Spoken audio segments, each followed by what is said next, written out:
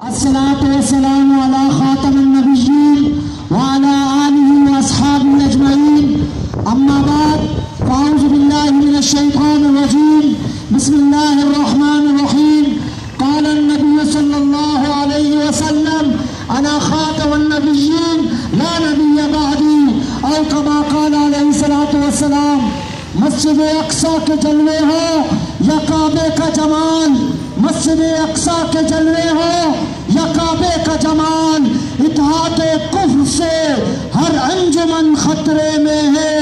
جاگ خوابوں کے بھنور سے اے محمد کے غلام، جاگ خوابوں کے بھنور سے اے محمد کے غلام، تیرے آبا کی شرافت کا چلن خطرے میں ہے۔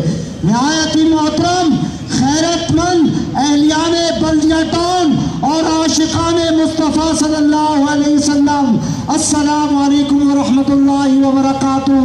میں سلام پیش کرتا ہوں علماء کرام کو، میں سلام پیش کرتا ہوں آپ تمام حضرات کو کہ اس تپتی ہوئی دھوپ میں ختم نبوت کے لیے پہرہ داری کرنے کے لیے، ختم نبوت کے لیے آج آپ پسینہ بہا رہے۔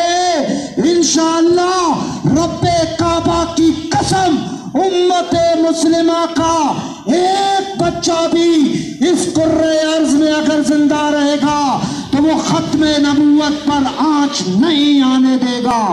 میرے دوستوں اور میرے بھائیوں، نبی مہربان صلی اللہ علیہ وآلہ وسلم کے دور میں جب ایک کذاب نے، مسلمہ کذاب نے گستاخی کی تھی، نبوت کا دعویٰ کیا تھا، نبی مہربان صلی اللہ علیہ وسلم نے اپنی زندگی میں اس کی سرکوبی کے لیے لشکر روانہ کرنے کا حکم دیا۔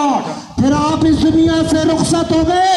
حضرت عمر فاروق رضی اللہ تعالیٰ عنہ سمیت کئی صحابہ کرام نے حضرت ابوبکر صدیق کو یہ مشورہ دیا کہ پہلے مضبوط کیا جائے اپنے آپ کو، پھر دشمن کی سرکوبی ہوگی۔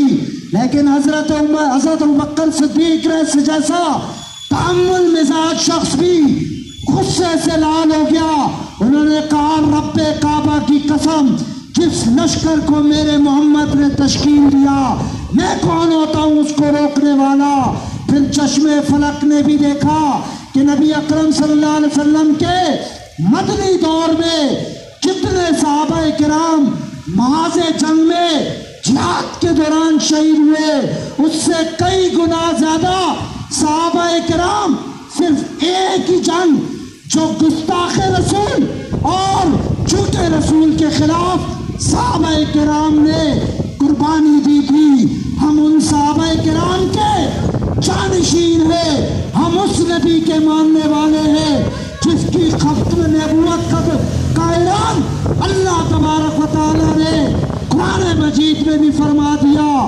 اور میرے دوستوں اور میرے بھائیوں، ابھی بھائی آپ کے سامنے غازی علمدین کا ذکر کر رہے تھے۔